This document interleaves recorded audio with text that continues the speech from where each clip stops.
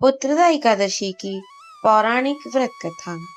जय श्री श्याम दोस्तों, स्वागत है आप सभी का आपके अपने भक्तिमय चैनल लाइफ ऑफ श्याम दीवानी पर।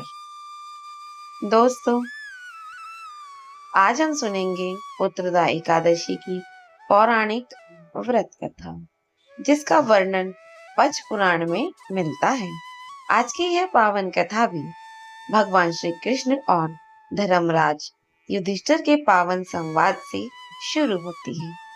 एक समय की बात है, धर्मराज युधिष्ठिर ने भगवान श्री कृष्ण से विनम्र भाव से पूछा, हे माधव, श्रावण मास में आने वाले उत्तरदा एकादशी का क्या महत्व है? इसे करने से व्यक्ति को क्या पुण्य प्राप्त होता है और इसकी संपूर्ण कथा क्या है?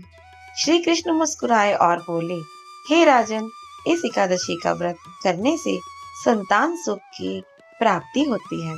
संतान का सुख, समृद्धि, स्वास्थ्य एवं उज्ज्वल भविष्य की कामना के लिए भी किया जाता है।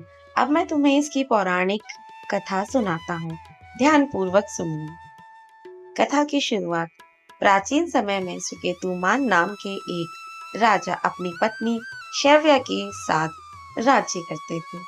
राजा के पास धन दौलत और किसी चीज की कमी नहीं थी, लेकिन उन्हें संतान का सुख प्राप्त नहीं था। राजा और रानी अपनी संतान के लिए बहुत चिंतित रहते थे। एक दिन राजा अत्यंत दुखी होकर घोड़े पर सवार होकर वन की ओर चले गए। वन में घूमते घूमते राजा को एक सुंदर सरोवर दिखाई दिया। वहां उन्होंने कुछ ऋषियों को देखा। राजा ने ऋषियों को प्रणाम किया और अपनी संतान संबंधी चिंता उनके सामने रखी। ऋषियों ने राजा को बताया कि आज श्रावण शुक्ल पक्ष की एकादशी है, जिसे उत्तरदा एकादशी कहा जाता है। ऋषियों ने राजा को उपाय बताया। ऋषियों ने कहा कि राजा को भगवान श्री विष्णु की श्रद्धा पूर्वक पूजा करते हुए उत्तरदा एकादशी का व्रत करना चाहिए। राजा ने ऋषियों की बात मानी और विधि विधान से भगवान विष्णु की पूजा की। उन्होंने पूरे श्रद्धा भाव से एकादशी का व्रत रखा और भगवान श्री हरि से संतान प्राप्ति की प्रार्थना की। राजा के इस व्रत और भगवान विष्णु की भक्ति से उनकी मनोकामना पूरी हुई।